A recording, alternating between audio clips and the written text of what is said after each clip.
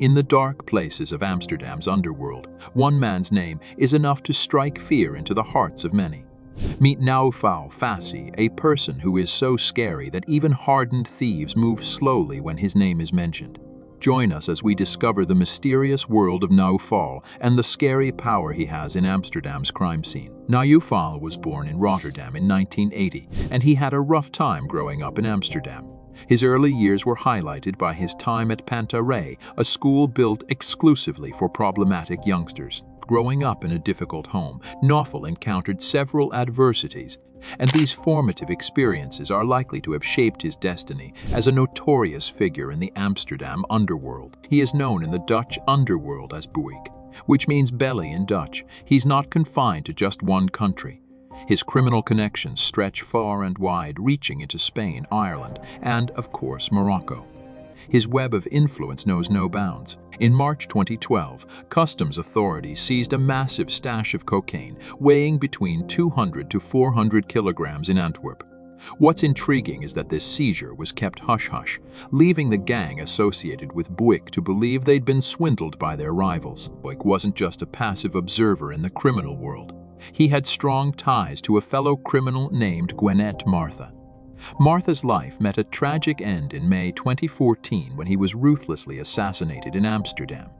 A barrage of 80 rounds of bullets was unleashed on him as he exited a kebab shop, marking yet another chapter in the dark saga of crime. But that wasn't the end of Buik's involvement in high-profile assassinations.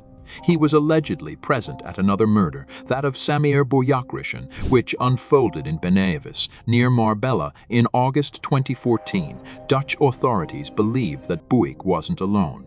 He had 5 other individuals with him. Bouyakrishan, too, was deeply entwined in the criminal underworld, having associations with another notorious figure named Danny Kuiters, aka Danny Daimler.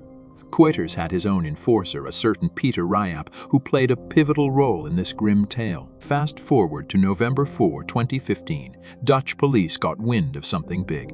They overheard conversations in a bugged car involving Wafa Balfala, Buik's girlfriend, as she counted a substantial sum of €8,000 in 500 euros notes and handed it over to a man in Eindhoven. Suspicions arose that she then jetted off to Dublin, where she likely contacted Buik.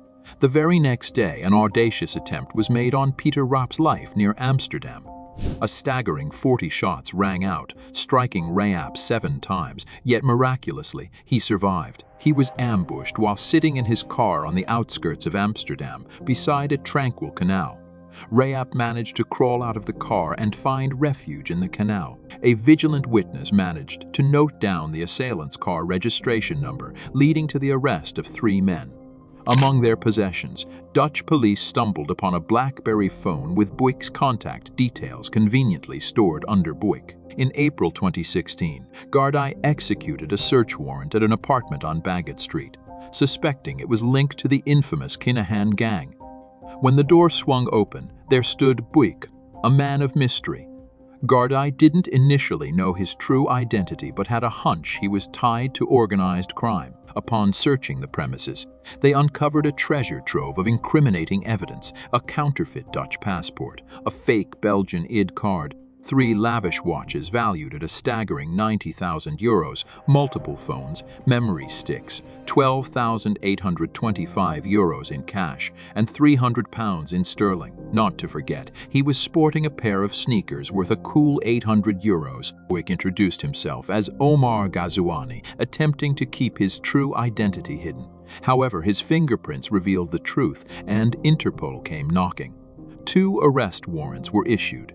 One for a street brawl in the Netherlands and money laundering, and another for money laundering linked to the cash discovered in the Dublin apartment. Messages on Buik's phone did not bode well for him. They criticized the gang for their botched attempt on Peter Ryap's life. While in custody, Buik exhibited a surprisingly cooperative demeanor. But things took a different turn when a 3rd warrant surfaced, implicating him in the plot to assassinate Peter Ryap.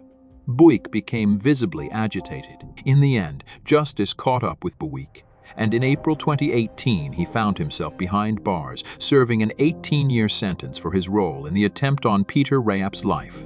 He became the sixth person convicted in connection with this crime, with sentences ranging from 17 to 20 years. Boyk's conviction rested on his issuance of instructions to eliminate Rayab.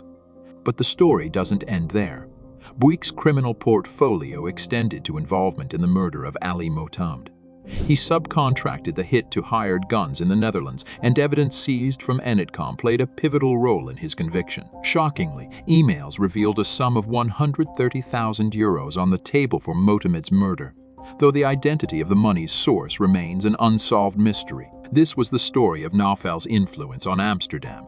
Now, if you have any thoughts, feel free to leave them in the comments section below. Also, don't forget to hit subscribe and ring the notification bell so you never miss out on any of the interesting crime stories.